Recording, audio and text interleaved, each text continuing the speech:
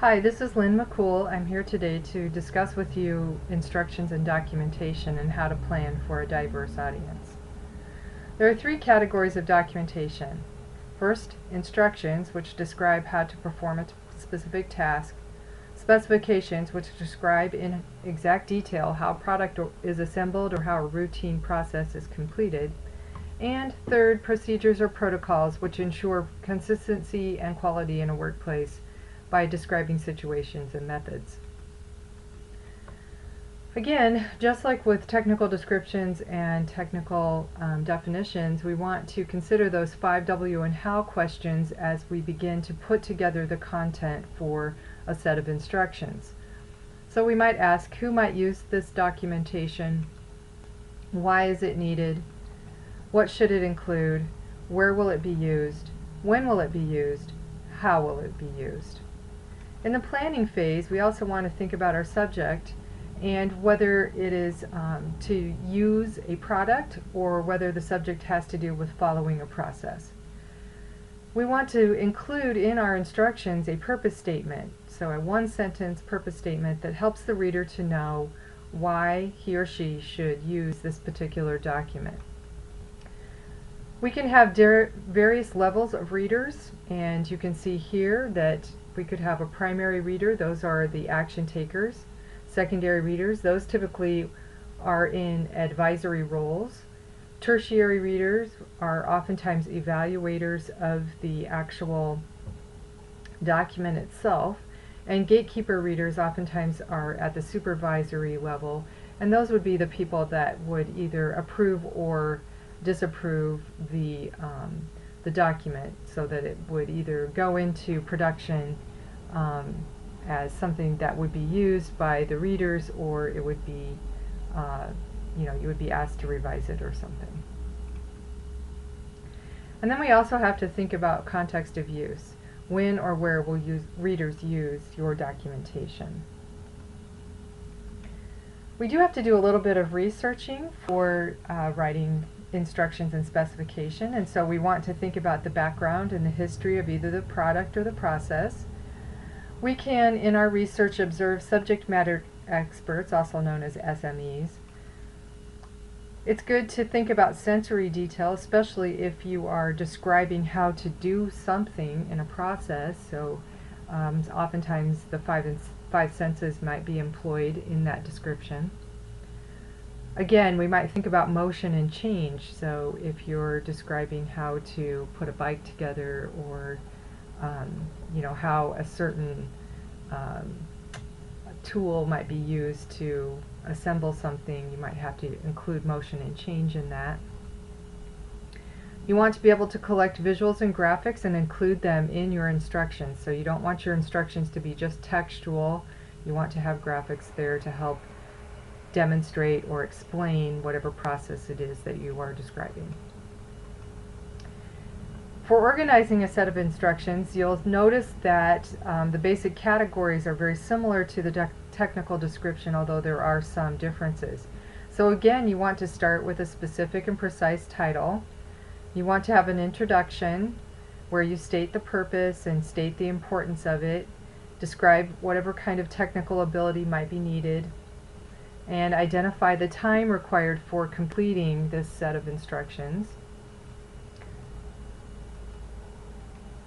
You would also want to motivate the reader as to why they might want to continue on with this process, and put in a list of parts, tools, or conditions required for completing the task. That all happens in the introduction. Then when you move to the body, what you want to do is create sequentially ordered steps. So they have to be logical, they have to be concise, and they have to flow one into the other. And they have to be obviously in the right order, otherwise the process won't turn out correctly. You also want to think about dividing it up into major and minor steps. So you may have a series of, let's say, 5 major steps, but within each of those 5 major steps there might be minor steps that are included in that, and so you want to make sure that you include all of those parts.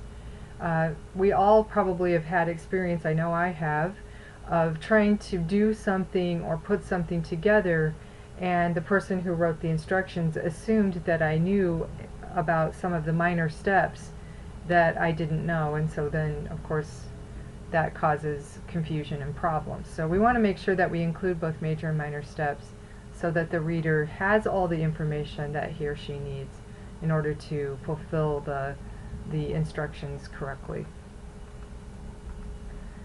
You want to, in the body, where you're delineating the different steps, to use what we call command voice. And command voice really is just using sentences that have that understood you in it. So, you know, pick up the hammer, place the nail on the wood, you know, tap the nail, the head of the nail with the hammer. So each one of those sentences is in command voice. I'm not saying you pick up the hammer, you set the nail on the wood, you tap the head of the nail with the hammer, but the you is understood. State only one action per step, and that's very important because again, you're trying to describe this to someone who perhaps has never done it before. So you don't want to bunch up a bunch of steps all in one. You want to separate them out. So state only one action per step.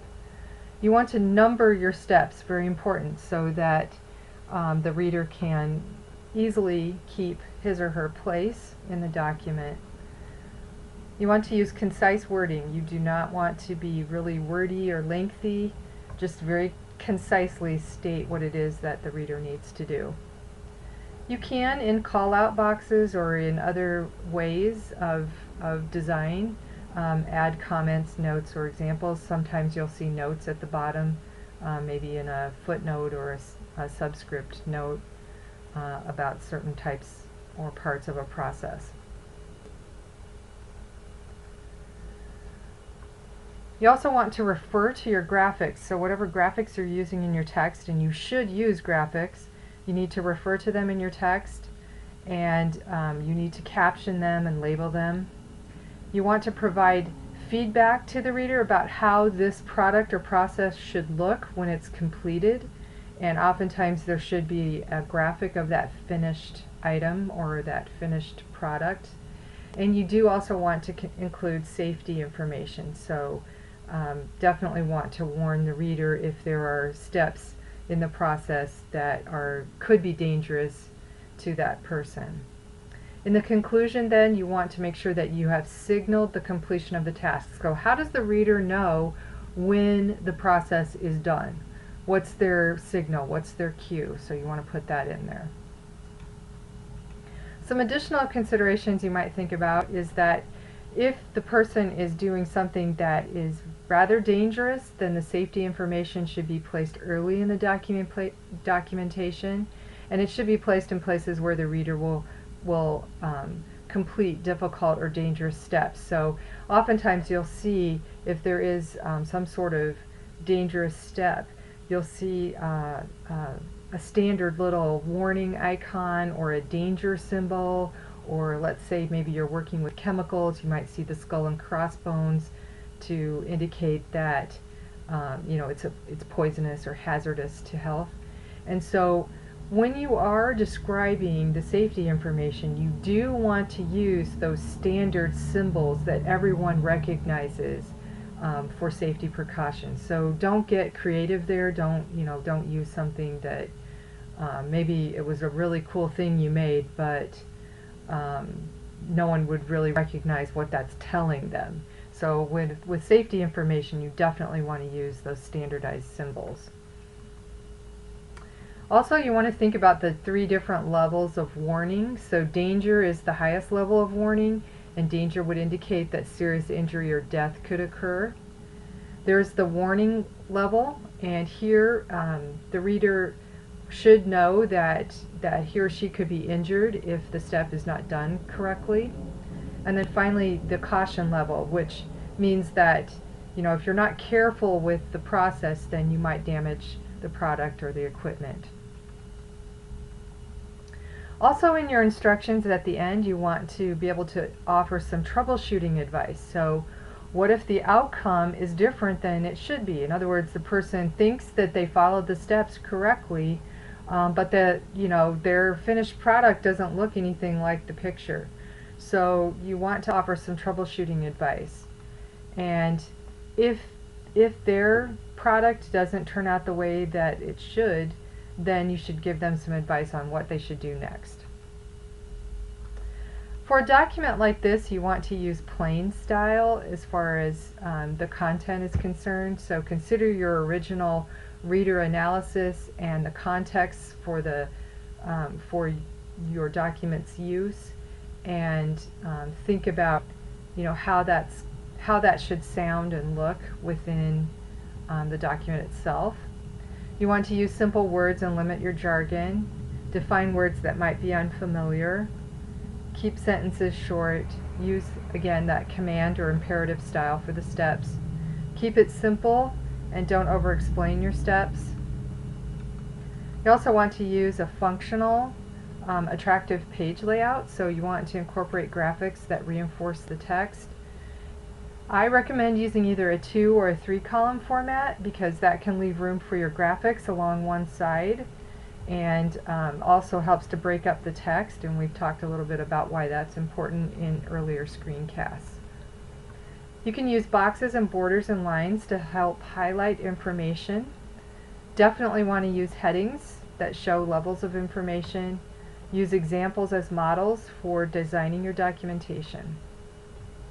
Again, you want to include graphics that reinforce your text, and so you want to number and title your graphics so that readers can locate them.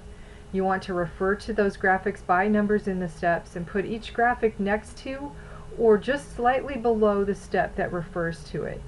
And check whether that your graphics could be misunderstood or be offensive to an international audience, because more and more we are designing for an international audience, so you do want to be really careful about the types of graphics that you include.